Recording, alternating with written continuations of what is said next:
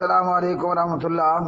پیارے بھائی، آپ نے وائس بھیجی ہے طارق جمیل صاحب کی، اور جو انہوں نے قصہ بیان کیا حضرت یوسف علیہ السلام کے حوالے سے، اس وائس یا کال ریکارڈنگ میں انہوں نے کہا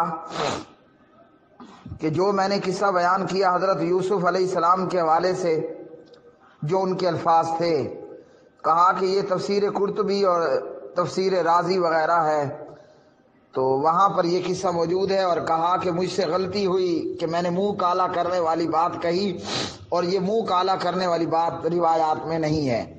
بات یہ ہے کہ طارق جمیل صاحب سے اب بھی غلطی ہو رہی ہے، غلطی پر غلطی ہے، اب اسے غلطہ کہہ دے تو کوئی بڑی بات نہیں ہے۔ طارق جمیل نے جو کچھ بیان کیا تفسیر قرطبی اور دیگر کے حوالے سے، تو یہ نبی علیہ الصلوۃ والسلام کا فرمان تو نہیں ہے۔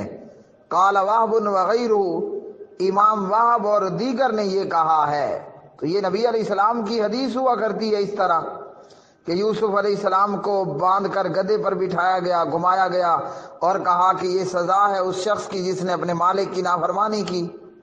تو بھائی، یہ نبی علیہ السلام کا فرمان نہیں ہے۔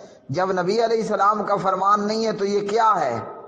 یہ اسرائیلی روایات ہیں، اور کوئی بھی ایسی چیز اسرائیلی روایات میں سے جو انبیاء کی شان کے منافی ہو علیہ الصلوۃ والسلام، اور کوئی ایسی چیز جو کتاب و سنت کے خلاف ہو، وہ مردود ہوگی جی، وہ ناقابل قبول ہوگی۔ طارق جمیل صاحب نے پہلے بھی غلطی کی، اور اس میں ان کے بقول انہوں نے منہ کالا کرنے والی بات اضافی طور پر کہہ دی۔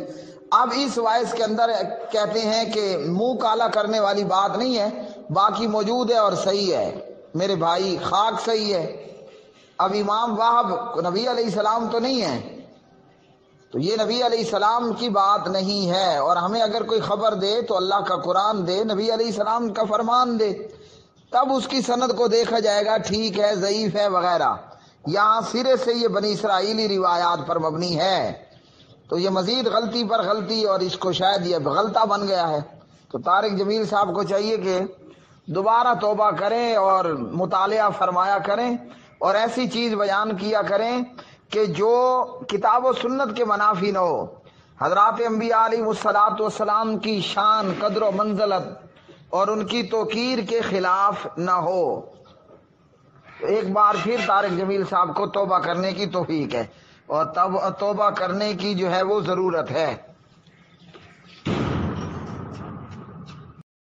اللہ بیٹا، آپ ان کو بتا دینا کہ یہ تفسیر قرطبی اور تفسیر رازی میں ہے، لیکن اس میں ایک مجھ سے صحب ہو گیا ہے کہ میں نے وہ جو کہا نا منہ کالا کیا، وہ غلط ہو گیا مجھ سے، چونکہ مطالعہ کی مدت ہو گئی ہے، یاد نہیں رہتا۔ پھر جب میں نے اعتراض ہوئے اور رجوع کیا تو روایت بالکل صحیح ہے، آپ کو گدھے پہ بٹھایا گیا، شہر میں منادی کرائی گئی، ھذا جزاء من خان سیدہ، لیکن یہ منہ کالا کرنے والا مجھ سے صحب ہو گیا ہے، یہ ان کو آپ بتا دیجئے گا۔ تفسیر رازی، تفسیر قرطبی۔ السلام علیکم۔